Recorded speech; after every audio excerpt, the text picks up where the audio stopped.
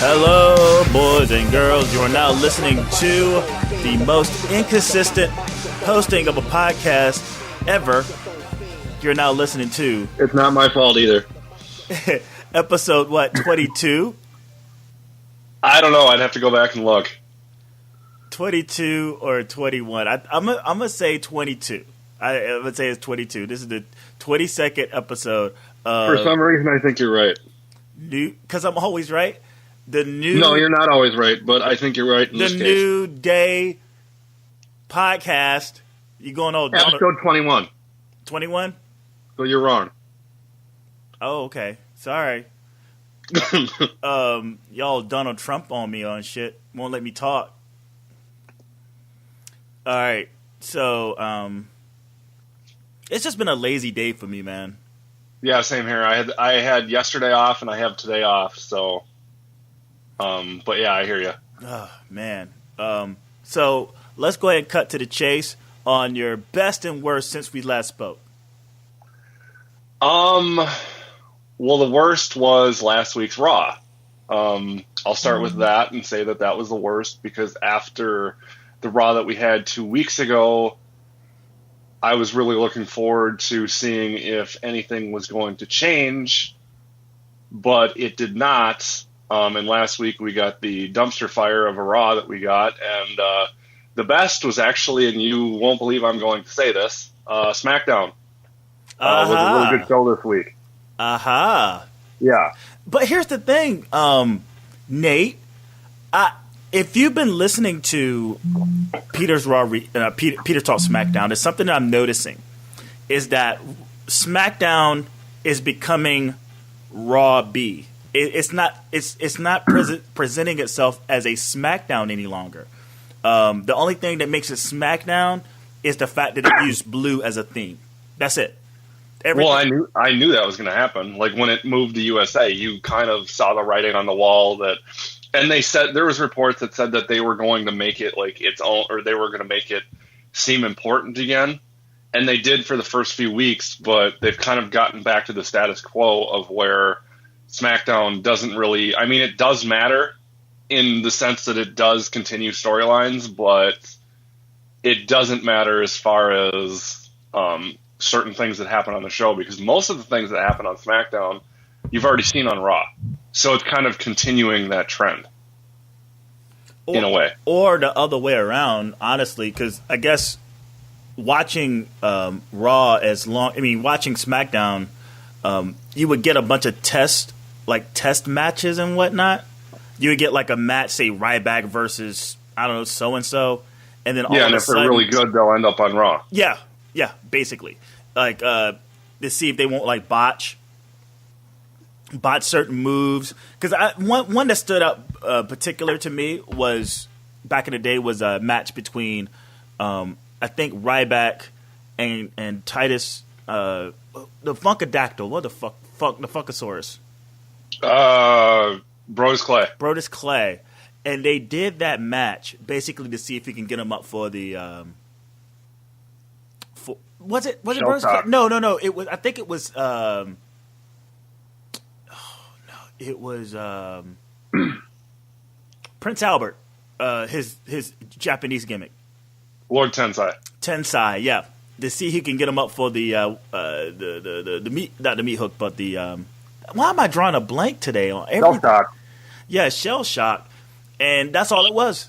I mean, that whole entire show revolved around that move and that person, and then they did it again on Raw, and that always pissed me off. I'm like, well, shit, man. Why do you need a SmackDown?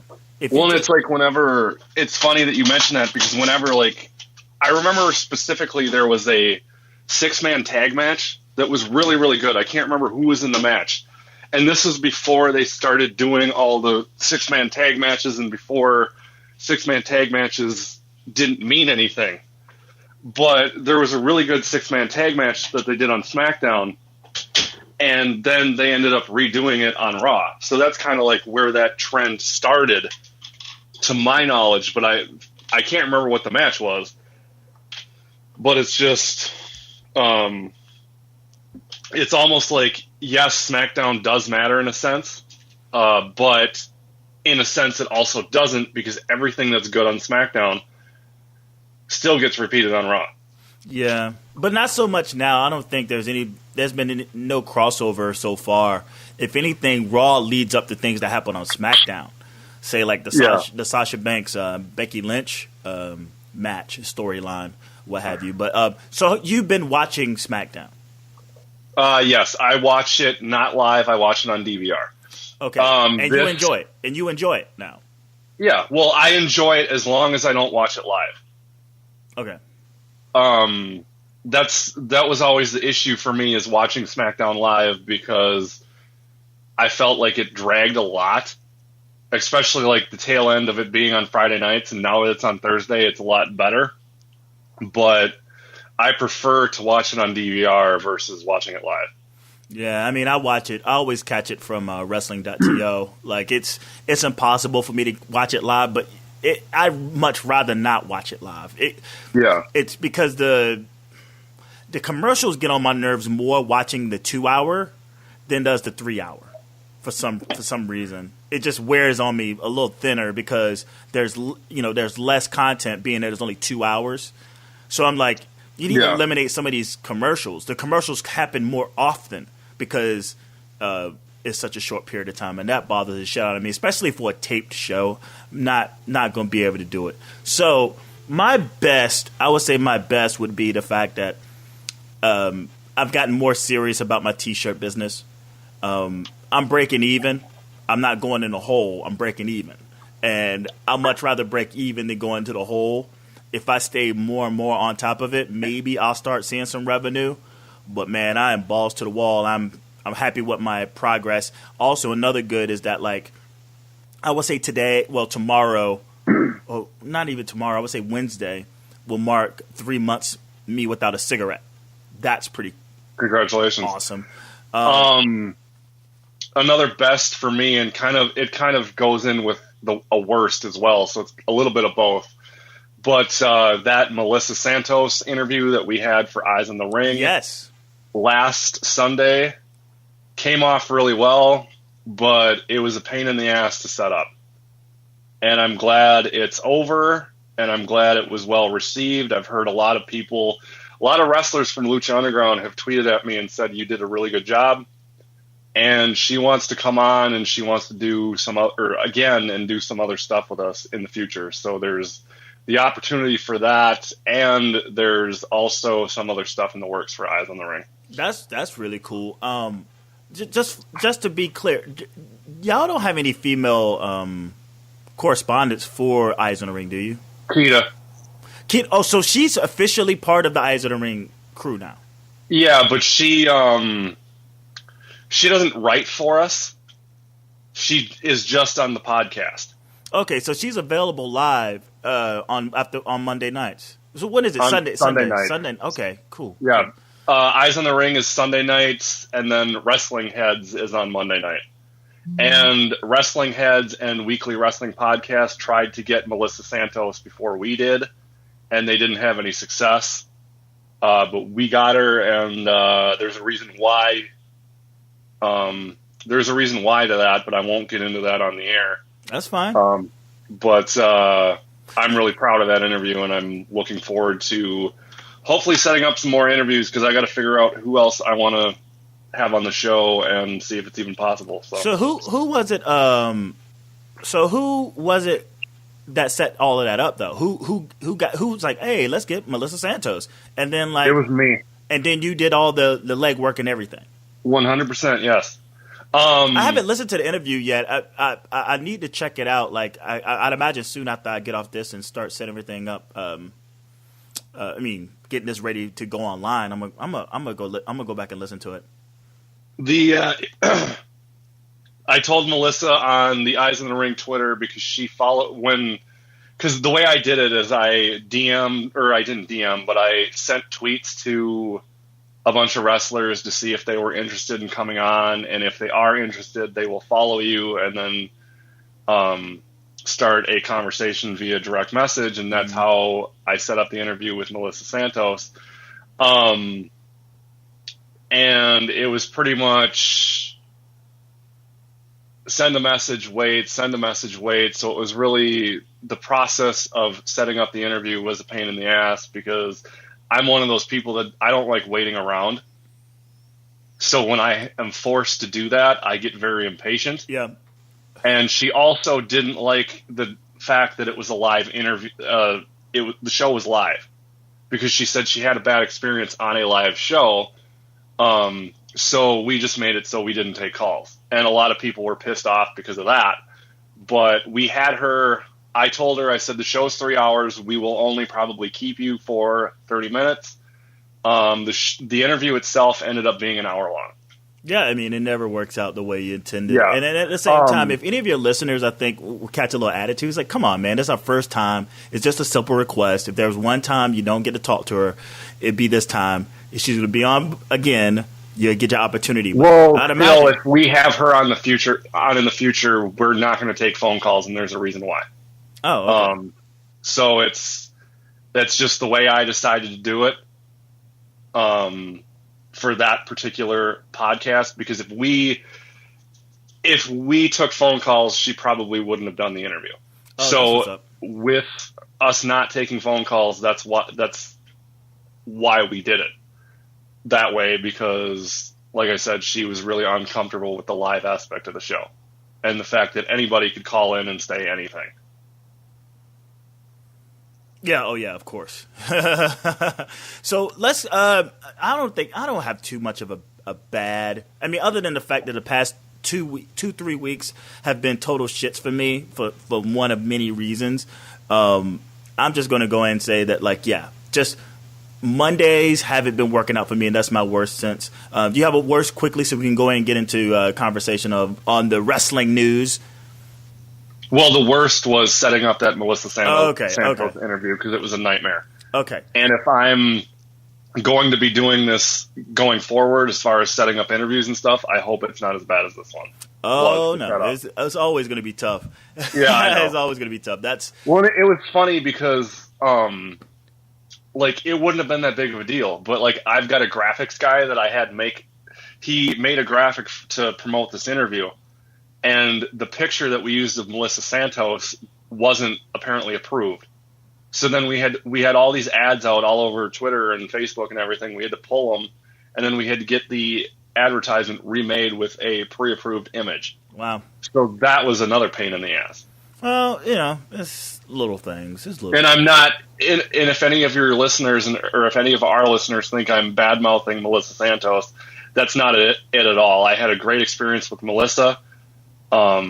But her PR, it was mainly her manager and her PR people that were causing the problems. But so I don't really think that's a problem-causing thing. I mean, from a person, yeah. I've booked events, like actual live events, like several, and booking, sort of mid-hip-hop stars and DJs. I have an experience in that and dealing with managers and stuff. You got some that are like really, real assholes, and then it's some that just stick to the fundamentals.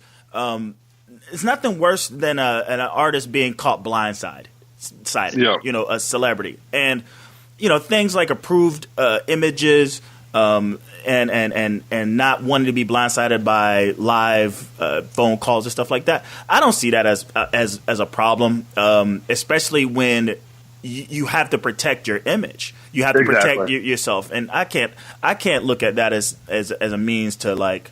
I mean, I understand it's kind of a pain in the ass, but if you're going to pursue getting more interviews, I'm saying it's not going to get any lighter. No, I know, but put it this way: Matthew Grant is the person who made the graphic for this episode of Eyes on the Ring. He does thousands and thousands of graphics for wrestling heads, for Weekly Wrestling Podcast. He's never ran into this issue where an image that he used was not okay for use. Oh, well. So that's kind of where the problem came in. But I mean, it was resolved. It's not that big of a deal. And I'm just glad the interview's over, and I'm glad that she liked it and wants to come back on. So anyone who's listening now and haven't listened to the interview on the Eyes of the Ring podcast with Melissa Santos of Lucha Underground, make sure you go back. It was last Sunday, right? It was last Sunday, the 28th, I think. Yes, and you can listen on the Eyes in the Ring. You go to the Eyes in the Ring website. Go to Stitcher.com, or you can go to the Eyes in the Ring website. Actually, no, scratch that. You can't. Go to blogtalkradio.com/Elite Podcast Network, or if you have the Stitcher app on your phone, you can type in Elite Podcast Network, and the entire feed will come up, and that is Eyes in the Ring, Wrestling Heads, Uncle Mike and Tom Show, Weekly Wrestling Podcast, Indie Power Rankings, everything. But make sure you listen to that Melissa Santos interview and let me know what you think. Awesome. So let's get into the wrestling news. And the big news today, CBS broke that the Big Boss Man, the motherfucking Big Boss Man Raymond Traylor, is being inducted into the WWE Hall of Fame with the likes of Sting, The Godfather, and who went in last week? The Freebirds. The Freebirds. The fabulous Freebirds. Your thoughts on this induction into the Hall of Fame? It's a lower level induction or inductee, but he definitely deserves it. He had a great career. It's a shame that his life got cut short when it did. But I'm really happy for Big Boss Man, and like I said, he definitely stood out in the 80s and the 90s, and he deserves to go in. His gimmick, I hated him. Like, you're talking about real, like, as a kid, like, real heat. Like, hey, you're a kid, you don't know no better. This guy's an asshole. You just don't like him. Big Boss Man was one of those guys. He was one of the few that I fucking hated as a kid. And it wasn't no X-Pac heat. It was like, you motherfucker, I hope you get yours one day, you fucking dirty cop. It was Mike Rotunda from the Varsity Club. Our IRS was never really like anything I cared much for. But Mike Rotunda from the Varsity Club with Rick Steiner and shit and Kevin Sullivan, man, I hated them so much. And the Big Boss Man, dog, had one of the meanest fucking spine. I don't think there's a spine buster as mean. What was a side slam? But yeah, pretty much the same thing. Yeah, yeah, man. I don't think Arn Anderson had a good one. The Rock's wasn't that bad, but man, you talk about when JBL's good for this. Whenever someone does that, swinging the side slam or the spine buster, JBL will always give it a shout out. He'll always shout it out. And one of the cool things about, like, when you hear people talk about Trey, they call him Trey, on the podcast, when people bring up Big Boss Man and stuff, man, he always had, like, the coolest stories because his persona was, like, this asshole, like, this mean, dirty cop. But, like, apparently he was, like, the nicest guy, like you'd ever meet. Like, his wrestling persona was nothing like who he was in real life. Because, the idea is anyone's gimmick is basically themselves turned up. But this was like Dr. Jekyll, Mr. Hyde. And you just hear all these really awesome stories about him. If you go listen to the Stone Cold podcast, he speaks about him a lot in high regard. I think JR speaks about him a lot too, because for some reason, he always ends up in the stories, like the weird stories. Somehow, Trey comes up or Big Boss Man comes up, and it's always pretty funny. But it sucks that he's not alive to be inducted. Well, it's always an issue with the Hall of Fame because there's so many deceased wrestlers that they can induct, but there's only so many that they can induct in a year. Yeah. Because if they do, like, let's say they did, like, Elizabeth as well. Macho Man, Elizabeth, they did, like, Big Boss Man, they did all those people, and I know that Macho Man has already been inducted. This is just an example. Throw Owen Hart in there, it's like, then it's like, let's say you have 4 people that are deceased getting inducted in the same year. Yeah, it's bleak. Then your Hall of Fame becomes a funeral, or a memorial, not a Hall of Fame ceremony. Yeah, obviously. So I understand why they do that. Obviously. I mean, you got to get him in. It's a shame that, because like you said earlier, he is a lower level sort of talent. You know, you look at him, it's like, really? You know, he doesn't really measure up. But like the gimmick itself, I think holds true. I think it's a very solid gimmick that it had. He, you know, matches that he's been in, rivalries that he's been in. I don't know. I think maybe what delayed his Hall of Fame, even to a certain extent, is when he left for WCW. And that affected everybody, you know what I'm saying? Like anyone who jumped ship from the WWE that was from the 80s golden era, for the younger generation, your Bret Harts, your Diesel. Well, he jumped to WCW and then he went back to WWE. Yeah, but so that's not even an issue. But he had already he was back in WWE before WCW even folded. Yeah, but he still had to crawl through the hole in the door.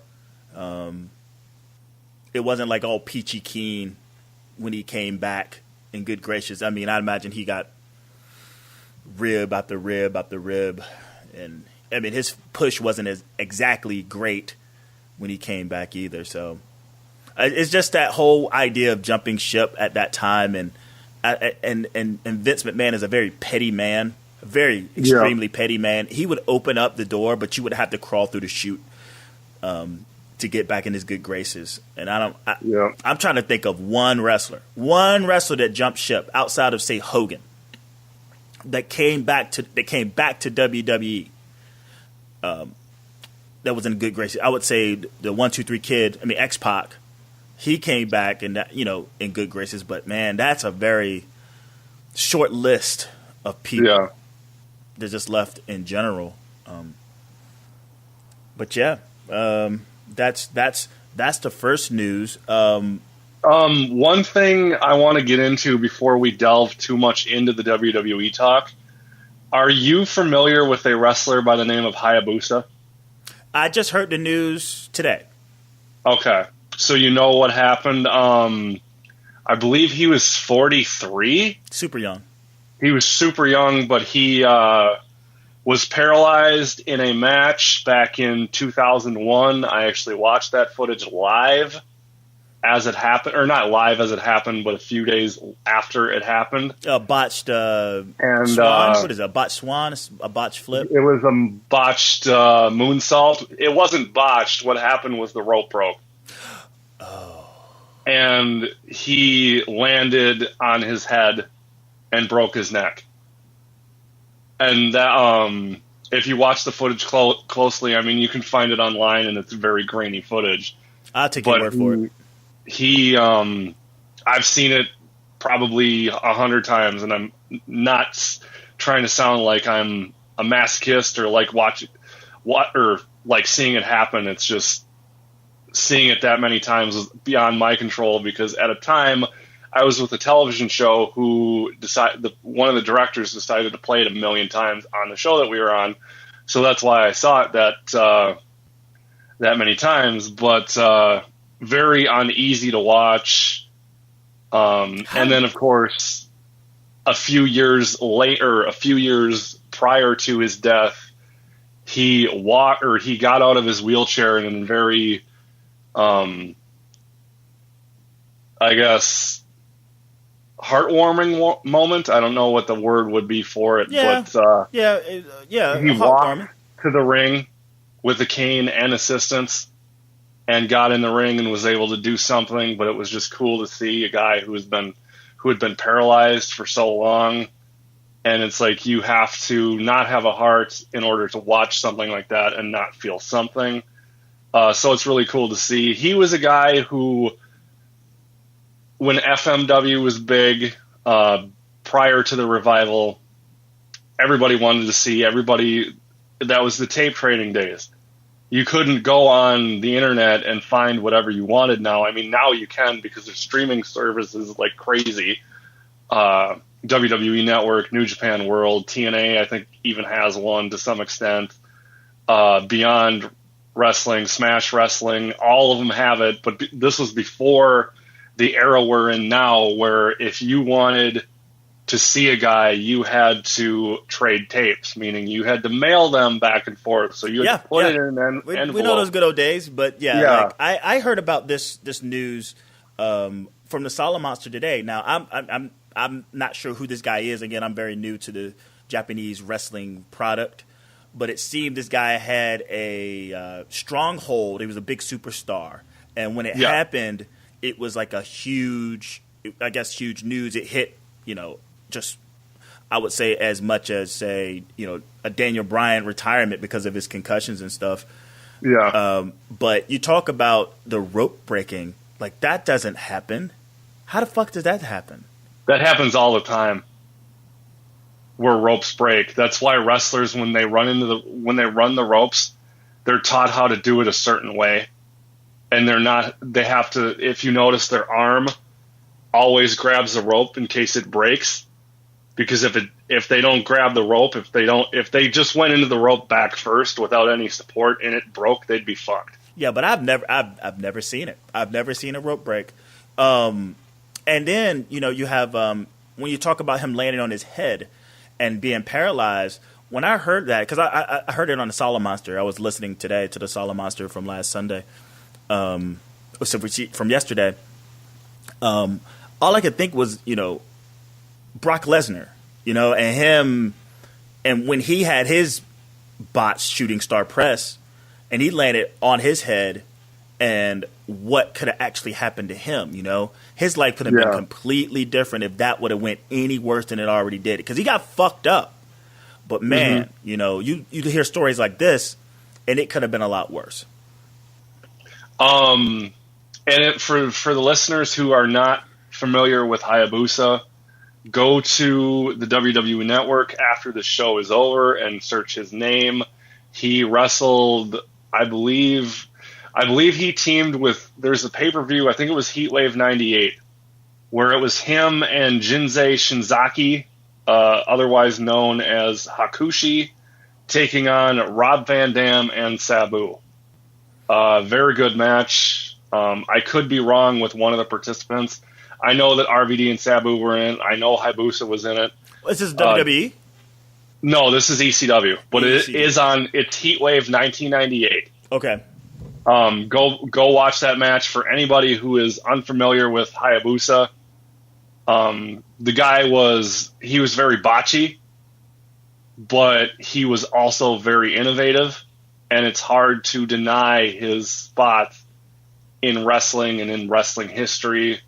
And it's a shame that he died so damn young, but with what happened, it doesn't surprise me, because when something like that happens, he died from a brain hemorrhage, I think. Mm-hmm.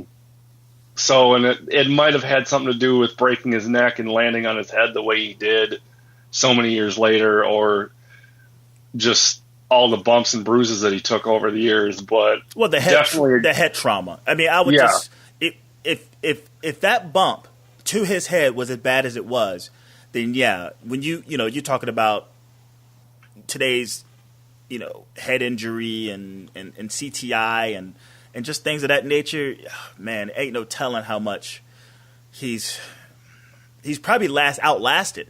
He probably lasted longer than he's supposed to.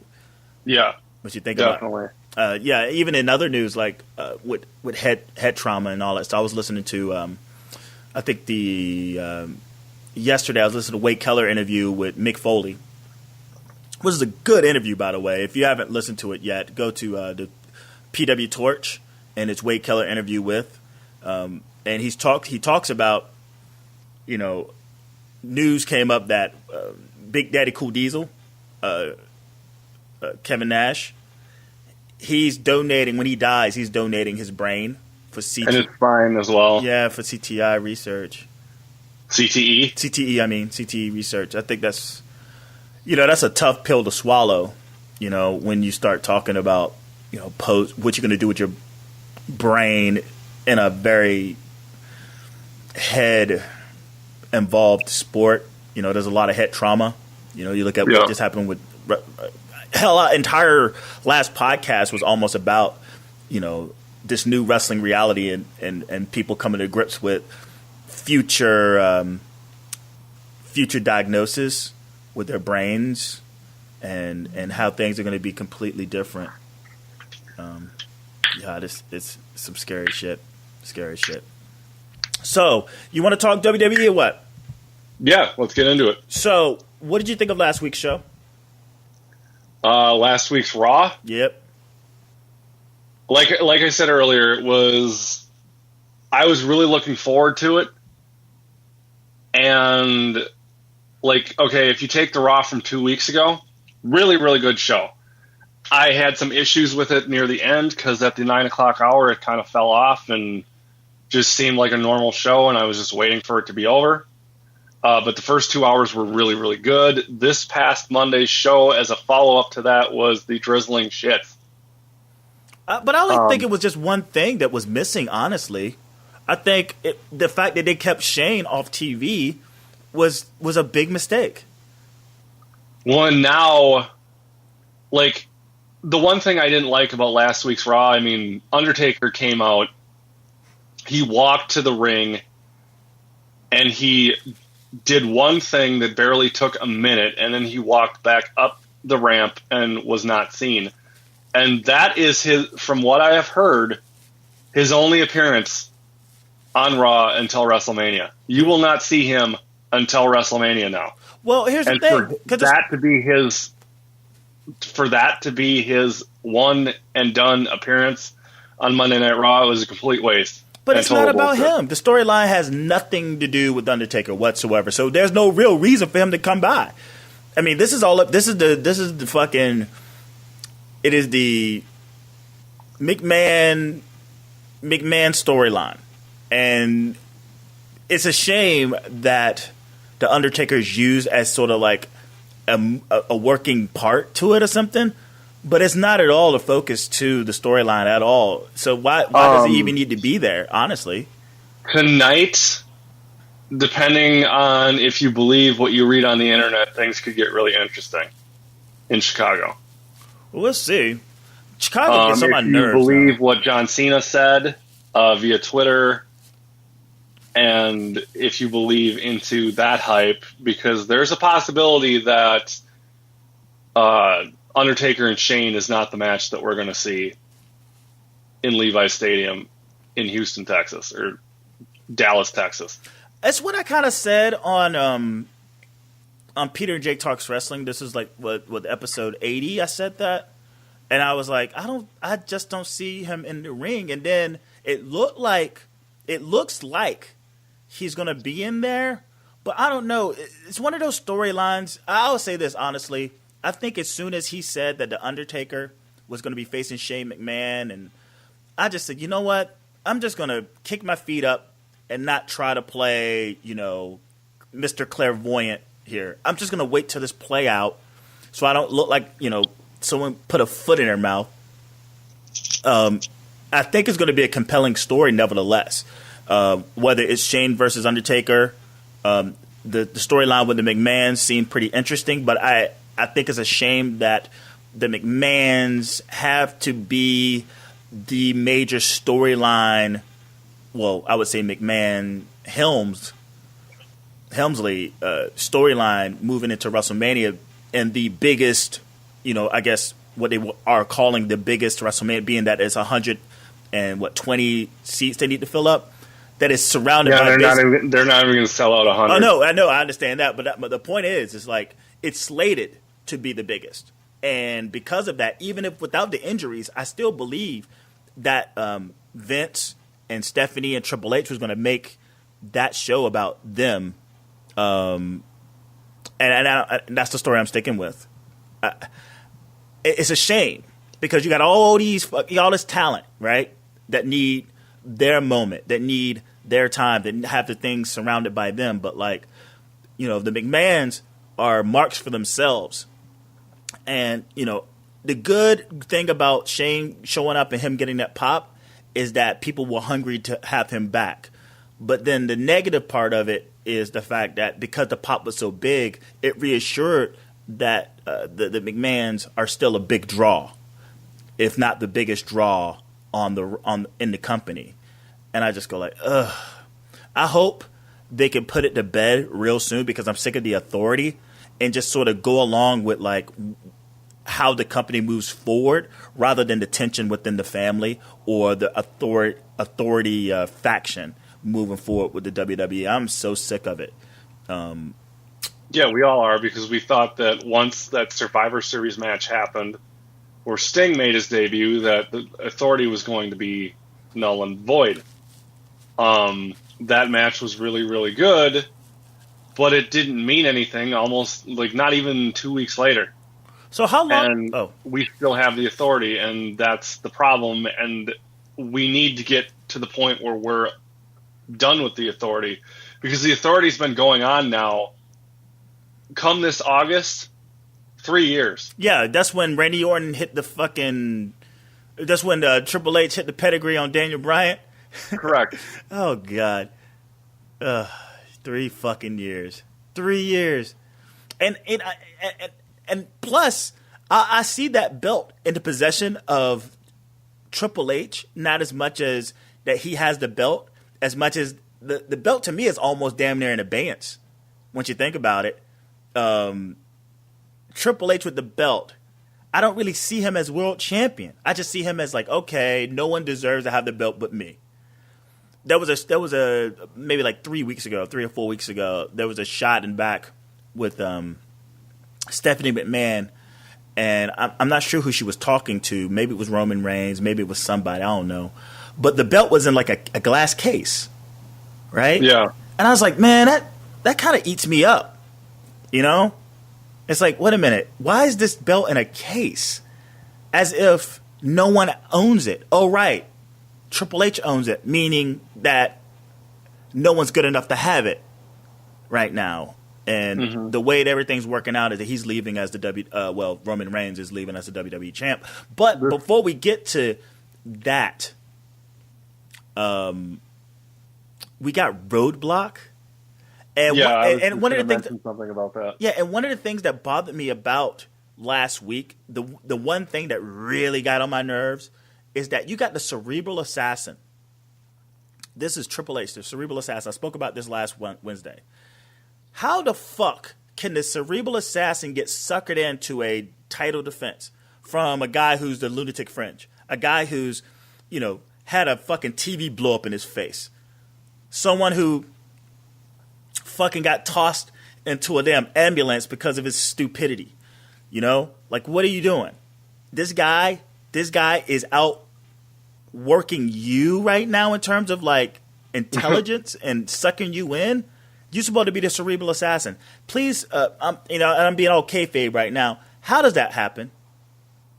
I'm sitting over here and I'm with you on this whole thing because I have no idea. It was just their lazy way to set up this match and to try and make it make sense. But it doesn't make sense because it makes Triple H look like an idiot. And yes, he's the Cerebral Assassin. What I was going to say earlier, and this kind of goes, well, you kind of set me up for it, but the smartest thing to do in this Dean Ambrose Triple H match at Roadblock would be, and this is coming from someone who does not like Dean Ambrose, so keep this in mind, give Dean Ambrose the world title. The reason why is because then you can have a match that people actually want to see for the world title at WrestleMania in Brock Lesnar versus Dean Ambrose. And then the match that you can still do, Roman Reigns versus Triple H, which I have said does not need the world title, can just do whatever it's going to do, and it's not going to mean anything in the long run, because it should be Triple H, who is fighting for the authority, versus the guy who is, for all intents and purposes, even though we know he's not, the anti-authority in Roman Reigns, and that should be the storyline. The storyline does not need the title. Sad news. They're not going to change that up. No, I know they're not. That's what they should do it, but they're not going to. I don't know. I would have a heart attack if they actually did it. I'll be honest. I would much rather see Roman Reigns win the belt from Triple H at WrestleMania just to see the aftermath. I want to see it. Like, I want to see that car wreck. Like, you wouldn't believe. I don't, because I know what I'm going to see. I want to see it so bad. I want to see it. Like, and don't get me wrong. Again, like, it's not that I want it to happen. I would much rather see something else take place. But, man, the way that crowd is going to turn, and it's WrestleMania. You know, ain't no telling what they have up their sleeve to make it at least somewhat interesting at the end. But let's just say they go along with this whole babyface Roman Reigns thing. Dude, it's going to be Hogan turning on dropping that big leg on Macho Man. You're going to see so much debris and so much fucking stuff flying into the ring. I want to see it. No, you're not. I want to see it. No, you're not. You're going to get boos. You're not going to get debris falling, or you're not going to get trash thrown in the ring. Not in this day and age. Watch it happen. Not with security the way it is. It's not going to happen. Hey, they're going to have to catch a lot of... I mean, it's like saying stopping like court storming or field storming. It's still not going to happen. I'll put money... The fans today are not as hardcore as they were back in the 90s. It's not going to happen. You're not going to have trash thrown in the ring. Well, they're pretty passionate... Not in WWE, at least. Well, they're pretty passionate about the hatred for Roman Reigns. So I want to put it past them. I swear to you. I want to put it past them. Yeah, and the best thing that they can do if they don't like Roman Reigns is to sit there and not cheer or boo.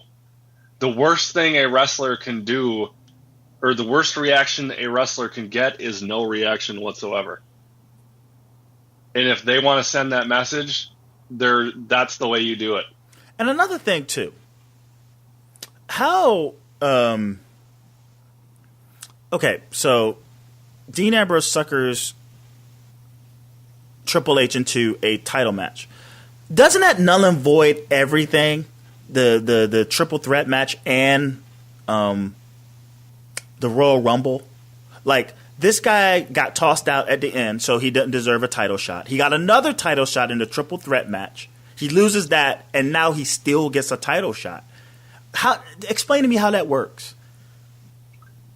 It works in WWE's diluted way of booking things.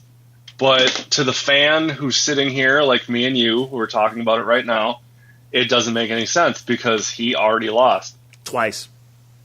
And so... Do I even care? Do I even care about the Royal Rumble anymore? Because this makes the second... No. This makes the second fucking year, or the third fucking year, that the Royal Rumble decision was rendered helpless.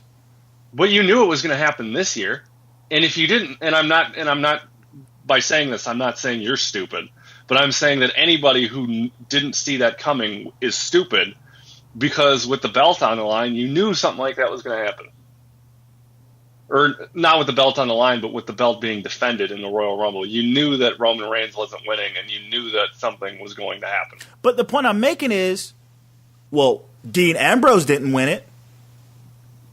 Of course he didn't. And he got into the triple threat, and he lost that, and now he has a title shot. Again, not at WrestleMania. Like, let's put out the whole idea of him meeting at main event in WrestleMania. A title shot is a title shot.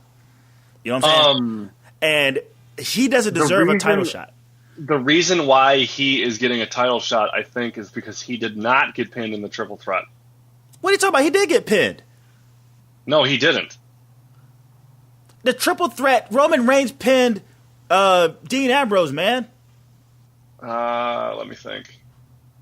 Yeah, oh, okay, yeah, you're right. Because he was about to hit, because he came in with the chair, he laid it on Brock Lesnar, and then he laid it on Roman Reigns, and then he laid it on Brock Lesnar again, and then he got speared, and then he got fucking pinned. It's funny because I said that the only reason why Dean Ambrose was in that match was to get pinned, and he did get pinned. I watch so much WWE, and so much of it doesn't matter that I just forget that who gets pinned in certain matches and stuff like that. So what is this Roadblock card looking like so far? So we find out that actually we find out that Bray Wyatt will be facing Brock Lesnar. Yeah, the match that we thought we were going to get at WrestleMania, we are going to get at Roadblock. We're also going to get, it seems, Sami Zayn is going to be on the card as well. That's what I'm hearing. Yeah, so I'm not sure he's facing. I'm not sure of any other matches so far. I think Roman Reigns versus Sheamus is on that match as well. Hold on, I'm pulling the card up right now. There's 3 matches announced. It is Triple H defending the title versus Dean Ambrose. It is the revival of Scott Dawson and Dash Wilder defending the NXT titles versus Enzo Amore and Colin Cassidy. Before you go any further, do they win or what? Do I was just going to say that if they do not, if Colin Cassidy and Enzo Amore do not win, they need to be put on the main roster because their chances in NXT are done. Yeah. This is their final chance to win the titles. They should have won the titles a long fucking time ago. But the thing is, this is a glorified house show. Yeah. And titles don't change at house shows. So but the tag titles don't really matter. So it doesn't matter. It's still a title, and they don't change often. House shows are to basically give you the illusion that maybe there's a shot that titles will change, but they never do. So I see this as a means to just go ahead and have Kaz and Enzo run their course, and then just take them off TV for a while, take them off NXT, and just have them ready to go after WrestleMania. Just have them ready to go. Well, they'll still be, because the tapings are for NXT are still they're canned after this show that we're talking about. So they're going to be on Dallas too. I'd imagine. Yeah. So I think Dallas would be their last appearance in NXT, and then they could possibly appear on the Raw after WrestleMania. That would be dope. And who would you suggest them come out to? Not the New Day. I say the Dudley Boys. Either the Dudley Boys or possibly the New Day. No, they don't need to go up against the New Day. It's just too much talking. It would be way too much talking going on. Well, that's what I see them doing. Because I always, whenever I think about what WWE could do, I always think of what I want to see and what WWE will probably give us. Yeah. So, and that's kind of this situation, and I couldn't care less about the New Day at this point because they were overexposed and WWE ruined a good thing. But I think Enzo and Kaz, once they get to the main roster, will be something special if they don't ruin that as well. So it's official. The WWE Divas Championship will be a triple threat match between Sasha Banks, Becky Lynch, and Charlotte Flair. So dumb. We all saw it coming, though. We saw it coming, but the way that they set it up was so stupid. I don't think it was that stupid. I think it was. If it didn't remind you so much of what they're doing with Sami Zayn and Samoa Joe, then yeah, But for them to just go like, you know what, we're just gonna do this, and I think ROH had a fucking double pin not too long ago, right? Lucha Underground. It was Lucha Underground. Oh, Lucha Underground. It wasn't ROH. It was another promotion I remember just seeing that happen. I'm like, God damn, what is this? The double pin fucking month or something? God damn. Because you remember that time where there was like all these dusty finishes and shit happening? Yeah. And now it's like the era of the double pin. Mm-hmm. Ugh. So elaborate. What are you thinking? About this triple threat match? Yeah, this supposed triple threat match moving forward. Is it the match you don't have a problem with, or is it them doing like setting it up? I don't have a problem with them doing this match. It's the way they set this match up. I thought took too long, and it just they could have killed two birds with one stone and done something totally different rather than having a double pin on Raw and then some weird shit happen on SmackDown to where they had to set the match up verbally. But I just didn't like the way they set it up. I think this match will be really good. I'm really looking forward to it. I think Charlotte will have two people in the ring that can carry her ass because she's going to have be carried because she's not that good. Yeah, she's not. Don't tell Jake that, though. She was. Oh, I'll tell him that. I hope he listens to this podcast because he needs to hear it. He doesn't listen to anything I do. But she had potential to be really, really good. And I don't know what happened. It's like when she was in NXT, she would float through the tapings and then be really, really good on a live special. But she's been the drizzling shits on the main roster. And having her drunk dad with her is not helping her. And the fact that she cannot cut a promo to save her life is not helping her because she sounds like a fucking robot. I'll say this, and I'll say this. I'm not the biggest fan of Charlotte. I think she has a lot of more growing to do. Just like a lot of these young wrestlers. She's greener than goose shit. Yeah, but her last couple of promos, I think her last two promos, in fact, have been pretty good. The only thing that really gets in the way of her actually cutting a really good promo is the presence of her father. Her presence of her father is like taking away all whatever heat that she could possibly get. All you hear is woo, woo, woo. And I'm surprised that she's not distracted by all those woos to still be able to deliver. So I give her credit. She knows that's what her drunk dad does. I give her credit, man. I mean, I'm not going to sit back and say that she's garbage. I think for her to be able to be in those big-ass arenas and trying to deliver her lines while she can't build up her own heel heat and all you're hearing is like everything but noise reacting to what you're saying. I don't think I'd be able to deliver shit like that. And she's doing it. And I think that's a plus. You know, I'm not going to sit here and say that it's bad because it ain't great, but it's a plus. It's a fucking plus. The content of Charlotte's promos isn't anything I have an issue with. It's the way she delivers them. Because she sounds like a robot. And the fact that, okay, when you look at the four horsewomen of NXT, you've got Bayley, who is rumored to be on the main roster on the Raw after WrestleMania. But her promo skills suck too. No, but I'm just saying you've got Bayley. That's not what I was getting at. Oh, okay, all right, go ahead. Let me finish my thought. You've got Bayley, you've got Sasha, you've got Becky Lynch, and then you've got Charlotte. Charlotte, wrestling-wise, is the worst out of all four of them. And then I'd say Sasha is above Charlotte. Then I'm not sure where I'd put Becky or Bayley. You could probably switch them at one or two. But Charlotte's at the bottom of the pile. Mm. And I think like Sasha's vastly overrated just by how damn good looking she is. But who did you say? Sasha Banks. Sasha Banks.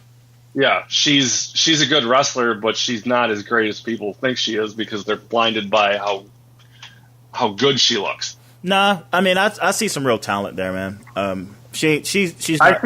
I see talent and I see potential, but she's not fully developed. Of course she isn't. She's only like 23 years old or some shit. Exactly.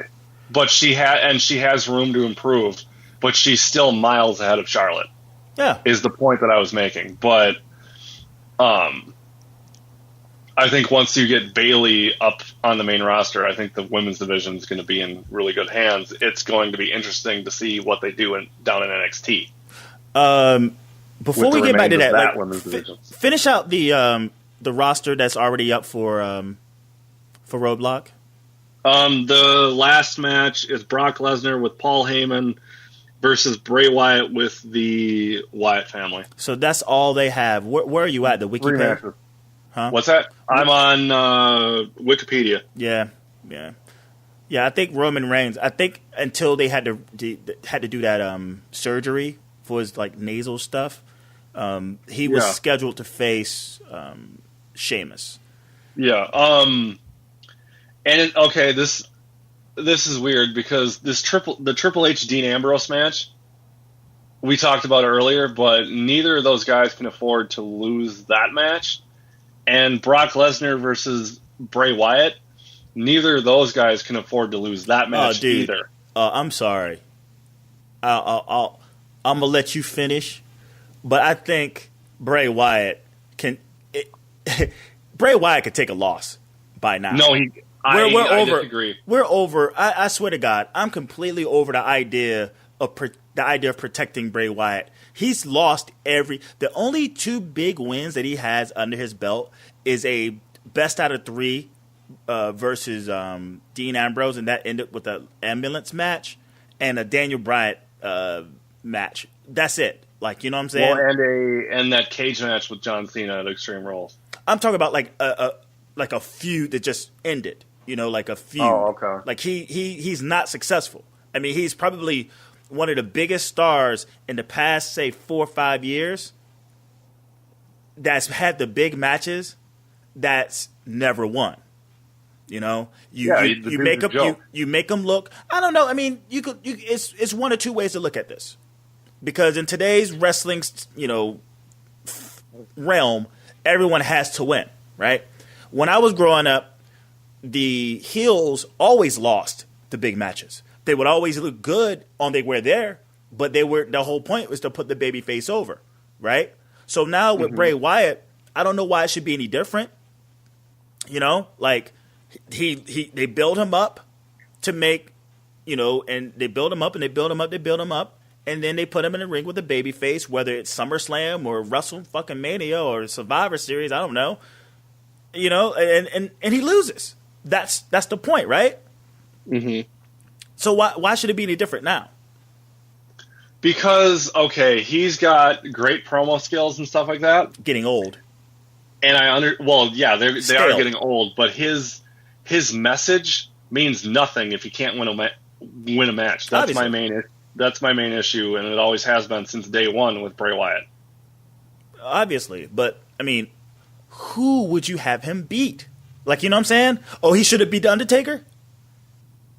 No, I'm not saying that, because nobody should beat the Undertaker. Not even and the way that this Undertaker Shane McMahon match is being presented bothers me, because they're presenting it in a way that Shane McMahon has to win, and no one else should beat the Undertaker at WrestleMania besides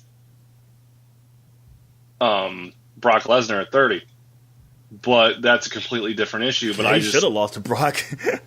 He better. What's that? He should have lost to Brock. You'll never hear me say that Brock should have lost that match to Undertaker. No, I agree. Oh, I'm just saying I'm not saying that Brock shouldn't have beat him. I'm saying that that Undertaker should not lose another WrestleMania match, because if he does, let's say he goes in and he loses his match to Shane, it makes all the other guys who tried to end the streak before Brock did it look like shit. And then it devalues Brock Lesnar's one win against The Undertaker. I don't think that one win would matter. I think that still is a valid win. You got there first. You win. But it's a McMahon. It's a McMahon. Let's just say, because I don't see him winning. I don't see if they go ahead with this match between Shane O'Mac and Undertaker, there's no way in hell Shane's winning. I mean, you might as well nip that in the bud, right? Just go ahead and boom. But let's just have this crazy hair up our ass to the thought that he does win. It would be justified because he's a fucking McMahon. That's all. Yeah. What do you mean? Shawn Michaels, Triple H, Randy Orton, who's all gone down in flames at WrestleMania? Just Ric Flair. Did Ric Flair face? No. Undertaker? No. 18. Huh? WrestleMania 18. Okay. So I don't think it demeans any of those. You still have to garner the idea that that he's barely standing. I mean, this is like the worst of the Undertaker. This is the ass end of the Undertaker. So you have to factor that in, too. If, let's just say Triple H was facing Undertaker now, then it'd be a shoe-in. He would win it because that's not the same Undertaker. And you look at the victories that he's had, the one victory he had over Brock Lesnar at SummerSlam, it was all because of a low blow. You know, he cheated to win. So this isn't the best Undertaker there is. So, you know, it would be an asterisk beside this loss. Like, well, this isn't the Undertaker that would lose, you know, if he was in a better shape, you know. So it's still, I understand where you're coming from, but he cannot lose at WrestleMania. He won't lose. And the way that this match is presented, Shane has to win, because that's what Vince said, is Shane has to win in order to gain control of Raw, and that's not going to happen. Well, I see Cena beating the Undertaker if they do it more than, say, if Shane wins. I don't, because if Cena beat the Undertaker, A, people would be pissed. I'd be so happy. And B, people, like, that would be Undertaker's last match. If he loses again at WrestleMania, that would be his last match. There's no coming back for 33, which I'm hearing that he wants to come back and wrestle another match at WrestleMania 33. I know, right? We've been talking about how this was going to be the last match for the Undertaker for almost 3 years now. It's all a work to me, man. I don't even care anymore. Like, I can't talk about the Undertaker as if he's going to lose. The guy's like Peyton Manning. Even though Peyton Manning stepped away from the sport today, he's like, or Brett Favre, you know, you just never know with this guy. If he feels that he could go into the ring, and you have to take into consideration, there's a big, big, big wallet to be had anytime he steps into the ring, right?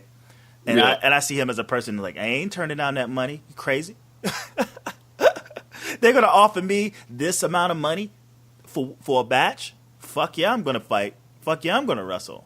So, you know, if he's good until it's, I don't think it's Undertaker's decision as much as it is Vince's decision. And Vince still feels that he can make money off this guy.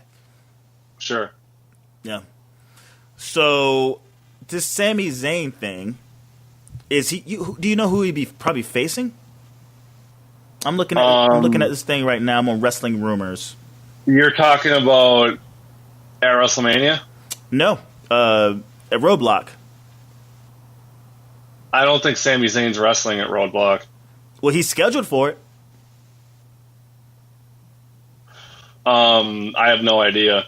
Yeah, according to WrestlingInc.com, Sami Zayn is scheduled for WWE Roadblock on March 12th live on the WWE Network from Toronto, Canada. The expectation is for Zayn to continue his feud with the current Intercontinental Champion, Kevin Owens, that was never fully resolved in NXT due to Sami's shoulder injury that put him out of action for the majority of 2015. Well, if that's the way they do it, that's fine. Someone mentioned, and this was a bullshit report, and this is why I don't read dirt sheets and why I don't trust anything that I see on Twitter. Someone said that Sami Zayn and Kevin Owens for the Intercontinental title was going to happen at WrestleMania. And they did not have a source, because whenever people report things, they usually should have a source and a link that you can click to, but it was just a picture of a graphic with Sami Zayn and Kevin Owens on the WrestleMania logo saying, oh, these two are going to wrestle at WrestleMania. So I called them out on it, and I said, bullshit. If they do end up wrestling at WrestleMania, I'm completely fine with it. But for some reason, come WrestleMania, I see Kevin Owens and I see Sami Zayn in a multi-man ladder match for the Intercontinental title. If they do have a singles match at Roadblock, I'm definitely down to see it. But I'd just rather that match take place at WrestleMania versus what is probably going to happen. Well, again, I have to remind myself at each and every one of these matches that's going to be on Roadblock that it's a house show. You know, yeah. I see Kevin Owens losing. in Toronto to Sami Zayn, if that's the case. I mean, the babyface got to go over. That's just the way the shit works. And will it move it? You know, if he got the win, he'd be like, okay, I'm in line for an Intercontinental Championship. I'm in line. I just beat the champion in a non-title match. I'm entitled to a championship shot at WrestleMania. And I think, you know, not the most... I think they do it on a Raw. Unique. Huh?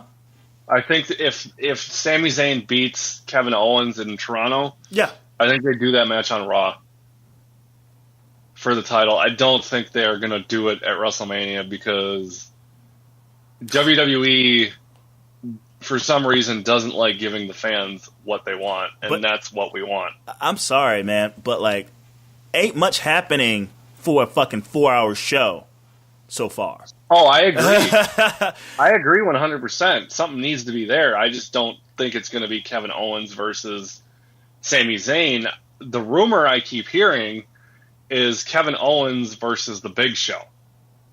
Oh, that's a fun feud, though. I like that. I like this feud so far. But I don't want to see that match at WrestleMania. Oh, you're not going to see that match at Come on, man. We're talking The Big Show, man. Like, seriously, The Big Show, WrestleMania. Like, okay, was it the last time the Big Show was at WrestleMania was a match against Cody Rhodes? Like, I mean, in a match, not necessarily not over the top battle royal. But I'm talking about a legit match. It was a tables match against Cody Rhodes, and his fat ass just stood on the table and went through it. Yeah. So. Yeah, don't expect anything from the Big Show at WrestleMania. It's just one of those things. just completely one of those things. And speaking of one of those things, it seems like they're pushing Ryback to fight Kalisto for the U.S. Championship at WrestleMania. If that's the way that it's going to be, as long as Kalisto wins... He's not winning! No... But he should. Ryback, they had their chance with Ryback and they screwed it up. And Ryback has never been the same.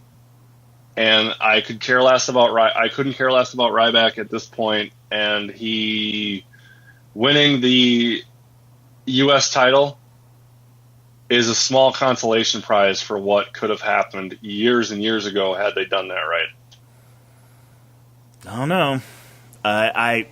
I think Ryback should win if that's the case. If they go into WrestleMania, Kalisto should drop that strap. Him having the strap, it's so weak. It's so weak. You talk about ruining somebody. They're ruining Kalisto like you wouldn't believe. It's like, I think it's just Vince. Vince just, he's night and day. He's hot and he's cold when it comes to certain talents. And talk about them facing each other is basically, it's like the same storyline and how they're being pushed or unpushed. Like that's the feud between Ryback and Kalisto. Well, who's fucked up? Who's pushed more? No, man, Vince fucked up. My push more. No, what are you talking about? He fucked up. My push more. Well, I'll see you at WrestleMania for the belt. For the who's the most fucked up push in the company. You know? And whoever loses wins. Whoever loses wins. That's how I see that crap. Terrible. Oh, God. Man. I was listening to... how about this before we go back in that direction? So, how do you feel about this AJ 2 Styles, whatever the fuck they want to call it? I don't care. Y2AJ? I hate that title so much. I like the team. I don't think it's going to be... Well, first of all, they're facing the New Day tonight for the tag titles. I thought that was going to be for WrestleMania. Ugh. No, that's tonight. And what I see WWE doing is Y2AJ is going to win the tag team title. Well, stop calling him that. No, it's just listen to what I'm going to say. because this is what's going to happen. I guarantee you it's going to happen. Y2AJ or AJ Styles, Chris Jericho are going to win the tag team titles, and then they're going to face each other at WrestleMania because as the tag team champions, as the tag team champions, because WWE likes to do this.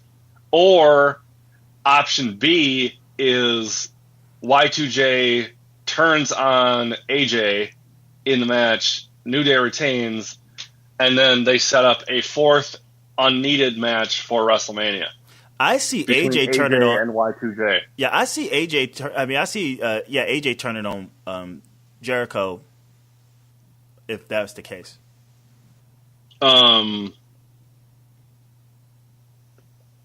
way, I think one of those scenarios will happen. Well, how about this? Because in terms of the tag team champions, and that's like, oh man, it's like talk about Triple Mania, like Triple Mania. All right, we got the Mexican Triple Mania, but we're gonna have Triple Mania this year.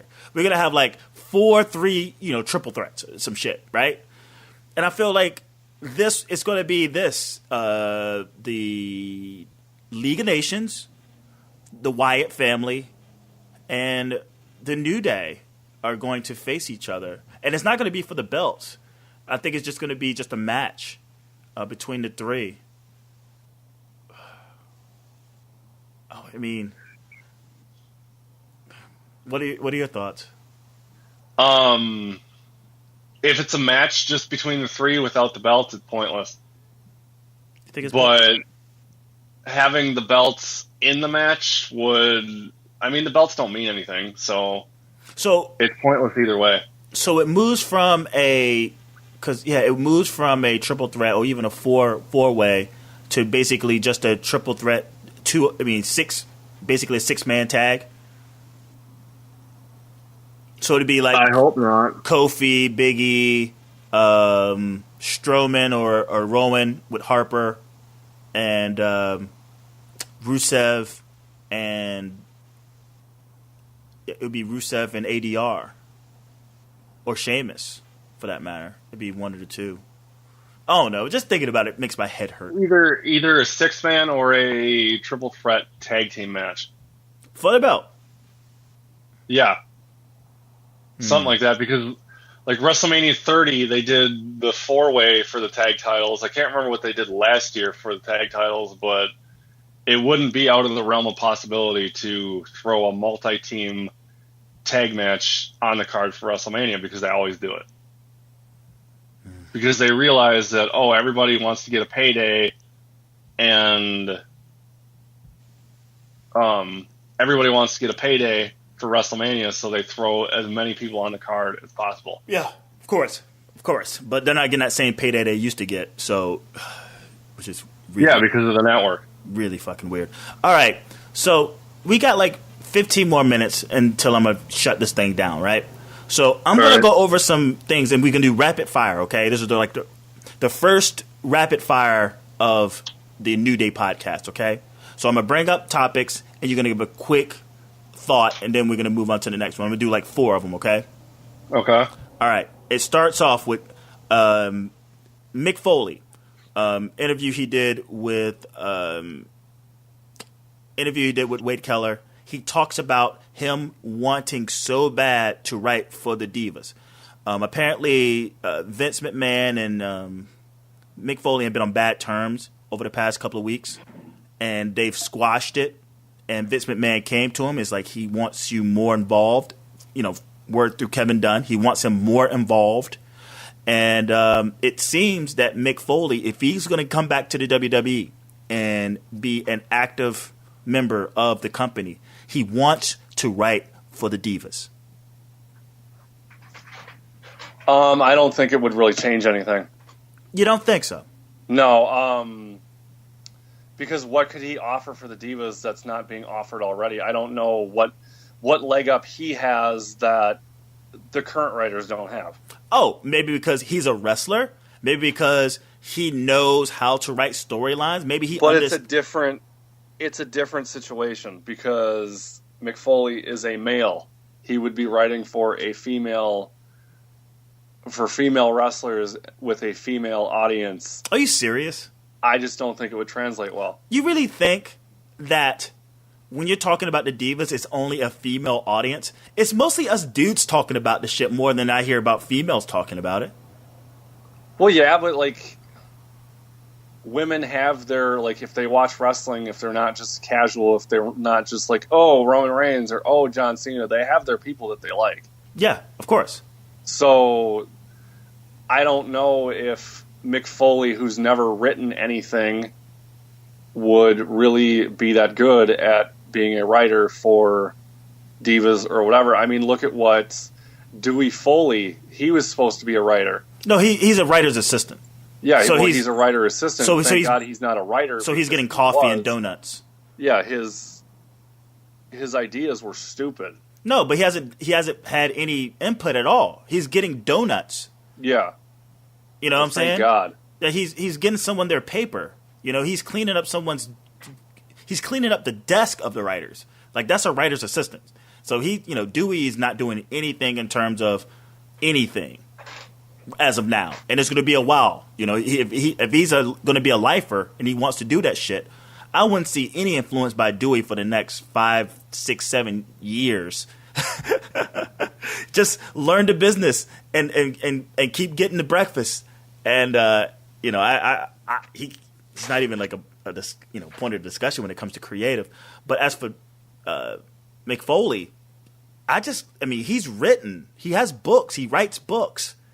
And I think just his insight as a wrestler and booking matches. He used to book matches when he was down in World Class, Smoky Mountain as well. So he knows how to do something. And I think it would help greatly to have him aboard, because the Divas, it seems that like who's ever gets the short straw has to write the Divas narrative. And he's like, fuck that, I'll just do it. If he wants to do it and that's the only thing that he is in charge of and he has a passion for it, more power to him. And I hope he's successful, and I hope he can turn the Divas division around and make people care about it, other than, like, let's say a bathroom break on a Raw, SmackDown, or a pay-per-view. Because that's the way I look at it now. The only women's matches that I care about in WWE are the women's matches that happen in NXT. And not even, some of those I don't even care about at this point. Unless, like, Asuka's in the ring, or, like, Dana Brooke, or, like, Emma. But other than that, it's like women's wrestling in WWE I just don't care about. Shinsuke Nakamura signs to 3 years with the WWE. 3 years. That's his prime. Like, they're getting the last of the greatness of Shinsuke. He's past his prime. I think he honestly is. New Japan will probably not get him back anytime. Well, obviously in the next 3 years. I'm really excited to see his debut at NXT TakeOver Dallas. I think it's going to be something special. But I don't know. I hope the 3 years really pans out for him, and I hope they give him something worthwhile and make it worth leaving New Japan in a comfortable spot that he was in order to do something that he's always wanted to do. I was listening to Jim Ross, and he was talking about how it's like, man, I just hope that Vince McMahon doesn't book him in the vein of Pearl Harbor.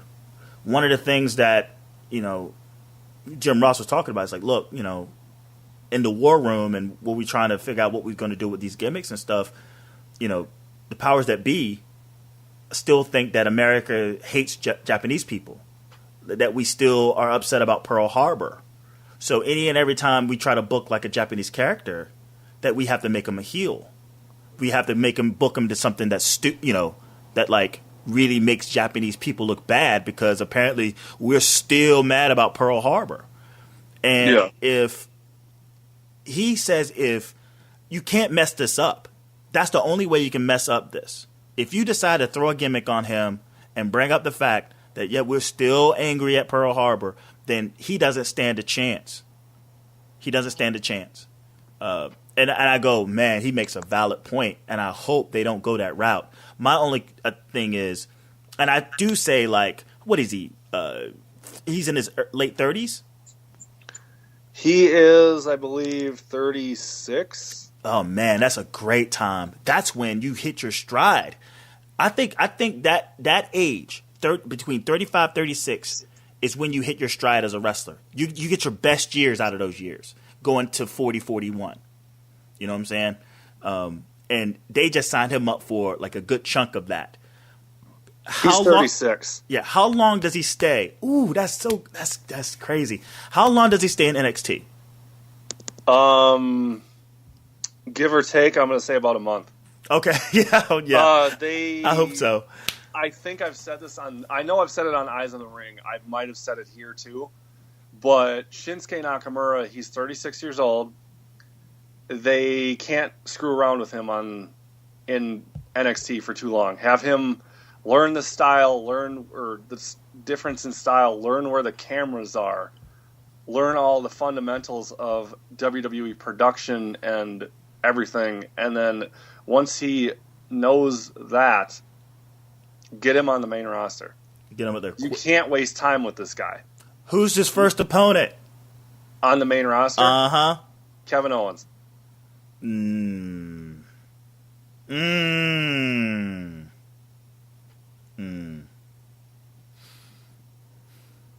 They've wrestled before, so I think it would be a good way to introduce him to the WWE main audience, because not everybody, even though it's still even though NXT is on the network, not everybody watches NXT. You know who I think? It's not that I don't find it a bad match. I just think that maybe further down the card, we already got AJ Styles. We're waiting for our AJ Styles Owens, you know. So let's get that out of the way before we start thinking about giving him to Shinsuke. I would say his first feud, because he's coming over as babyface, red hot. Put him up against Rusev.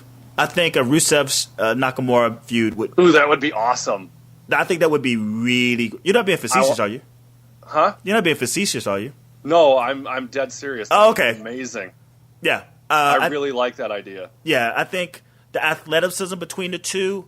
I think Rusev plays a very swarmy heel. You know, he's kind of a bastard. He's kind of hard to like. You know, I like that he's a bastard, but he's kind of hard not to like. And I think Nakamura, he could come in swinging, and he can afford the loss. You know what I'm saying? Like, Rusev can afford the loss. I would say more than Sheamus, more than Bray. My only other person, I think, no, I wouldn't even say that, because I think he would embarrass him on the mic. Not necessarily embarrass him because his mic skills are better, but I think he would say something that would insult him and would really fuck him up. But The Miz, I think The Miz would say something completely out of line.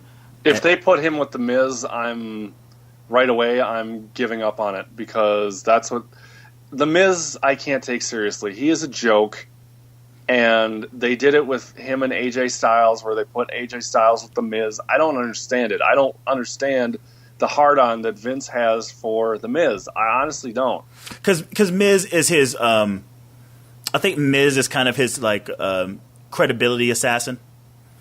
He can ruin people. He gets on the mic and he starts to open his mouth and yap, yap, yap. He could really ruin someone. Because he's a yes man. He goes out there and says exactly what Vince and Kevin and P.S. Hayes wants him to say about like some upstart trying to make some momentum. They got to cut him down. And if there's anyone who's the prime example of getting cut down, it's The Miz. And for anyone who can go out there and cut anyone else down, it's The Miz. The guy still, to me, is still a great mic guy. I think he's really good on the mic. But his mic skills remind me too much of Triple H. He will just cut you down, man. That job he did on AJ Styles, I hate it, man. I fucking hate it. It's hard for me to look at AJ Styles any different than the redneck rookie. You know, it's ingrained. I can't take it's ingrained in my head seriously on anything he says. So, I mean, the redneck rookie comments, I remember, but it's not something that I'm going to remember in the long run. It was because The Miz is The Miz is garbage.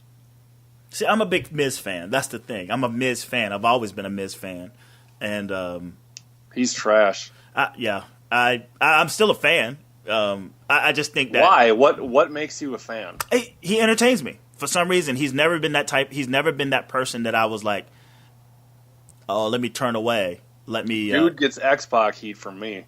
Yeah, and for most people, but I think when given when put in a situation to fend for himself, whether in the ring or on the microphone, I think he's probably one of the best. And I still, on the roster today, and I still think, what was I about to say? Like, I don't know. I just go, right now he's probably the purest heel on the roster. Like, he gets heel heat like no other person, and because of his gimmick, and I think his gimmick is perfect. I'm sick of like these cool heels. He's not a cool heel. He's someone you really want to see beat up, and that's really hard to come by. Outside of who else? Like a actual bad guy. Rusev to a point. Yep, yeah, Rusev or Sheamus, but I don't know. One last Seth Rollins as well before he got injured. Nah, he was never disliked. He was never disliked. He was from a heel standpoint. Yeah, he was. I don't know. Kevin Owens is too. I think people got over the fact that he ended the show quick after he became world champion by cashing in Money in the Bank at WrestleMania. I think that was gone. Like, he got way more cheers than he did boos. Two more things, and then we're going to get the fuck out of here. So it seems that the WWE changed their plans for Carl Anderson and Doc Gallows. They were going to show up at NXT, but it looks like they're sending them straight to the main roster.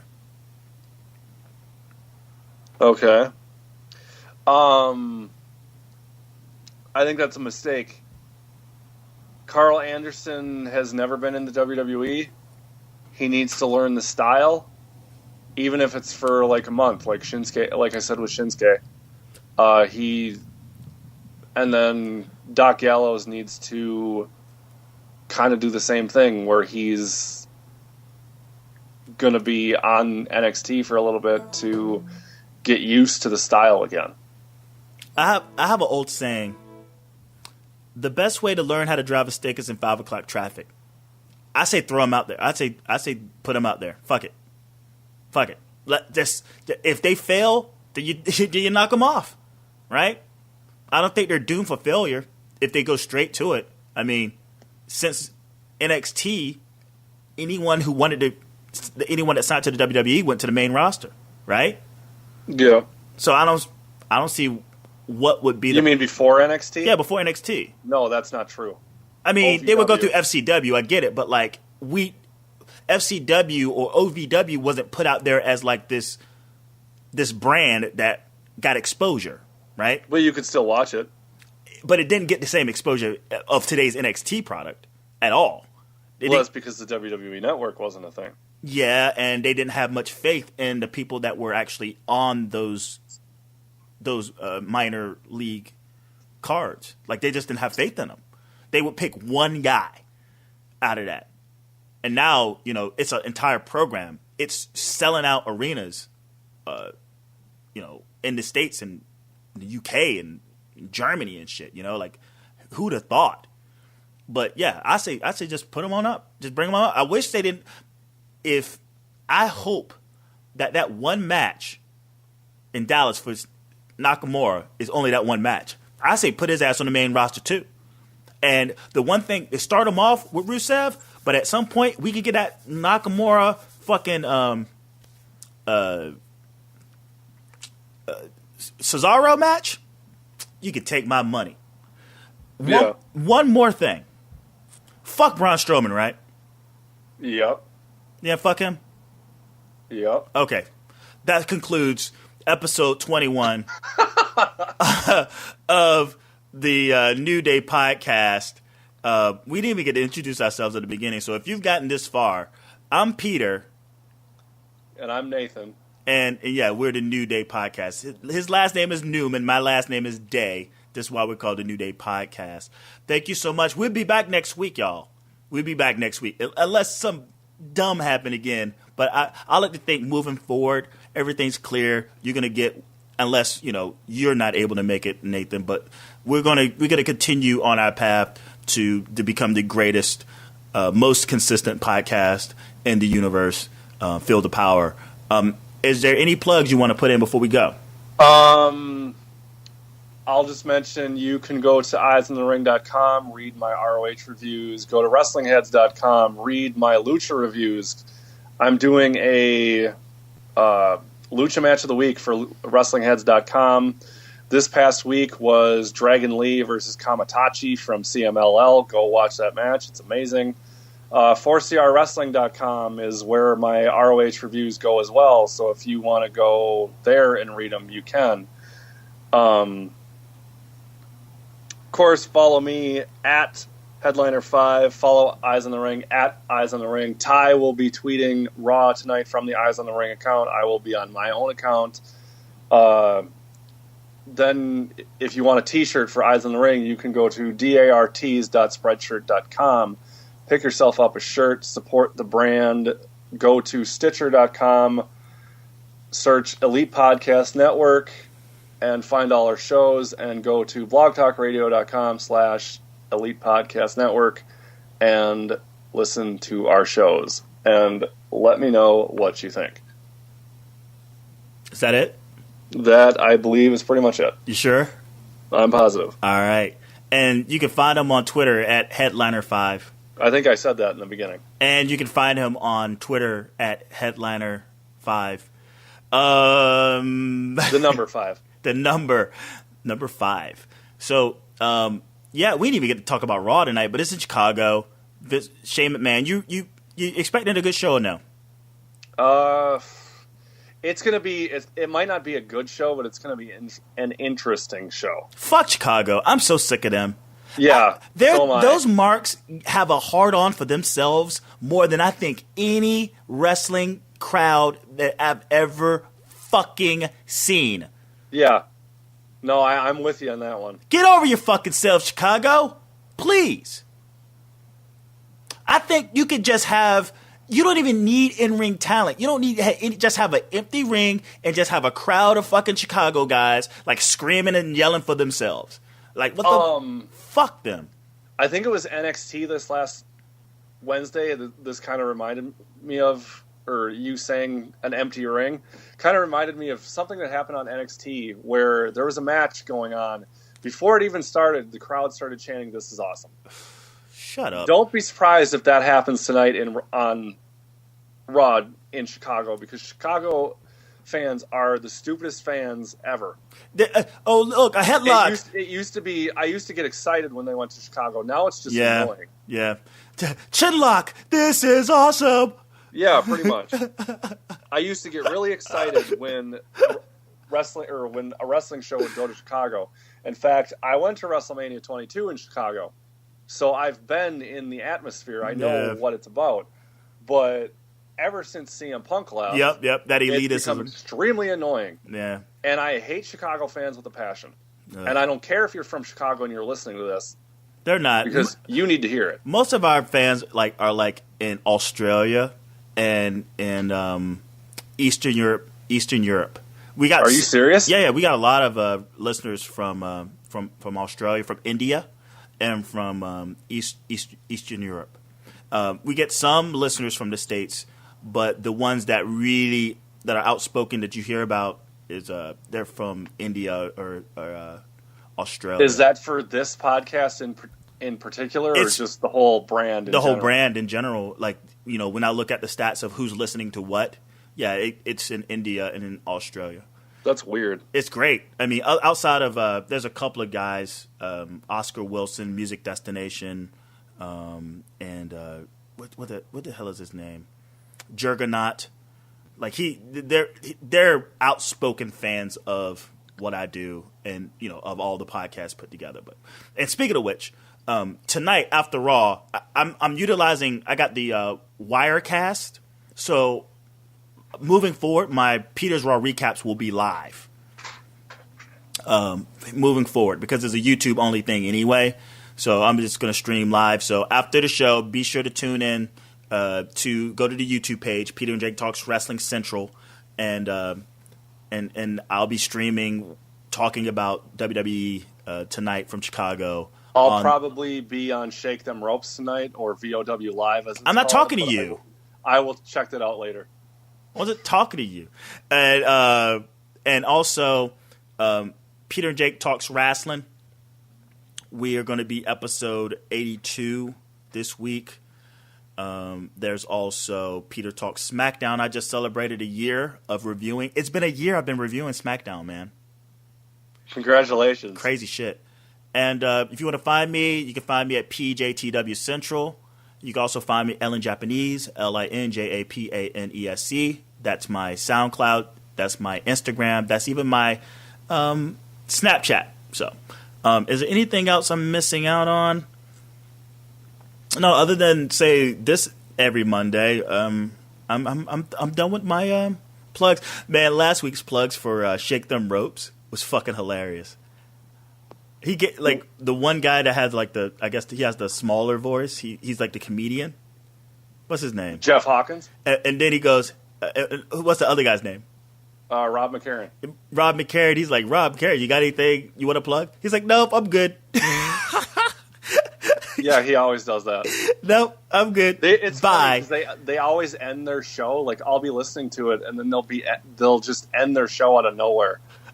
They don't give you an indication that it's ending. No, but you know. Yeah. But when he ended it like, they said, nope, I'm good. Because he's doing so much stuff, you'd think he would have plugged that. He was like, nope, I'm good. Oh, and speaking of which, this week's Peter and Jake Talks Wrestling, I think would be episode 82. It's going to be live as well. We're going to test a live stream of the Peter and Jake Talks Wrestling podcast. So I'm looking forward to that. So if you're listening, be sure to tune into that. It's going to be live at 5:30. 5:30 we go live. We do it live. And I think one time Shake Them Ropes ended with a caller. And the guy's like, man, I don't agree with what you just said. He's like, well, that's the end, folks. Bye. No, because Shake Them Ropes doesn't take live callers. He did that one time. And it wasn't even like a plethora of calls. It was like, let me just give this a shot. And the first call he took was someone who was like, I don't agree with you. Oh. And he's like, all right, that's the show, folks. I thought that was great. But you got any last words? No, I'm good. It was a really good show today, and I'm looking forward to seeing what happens on Raw or what doesn't happen on Raw. So, and it extended. Be sure again to check out Santos. Maria, what's her name? Melissa Santos. Melissa Santos. Go and listen to that interview, guys. And I'll leave you with this. Watch out for those motherfucking foreign objects. Nerds. Peace.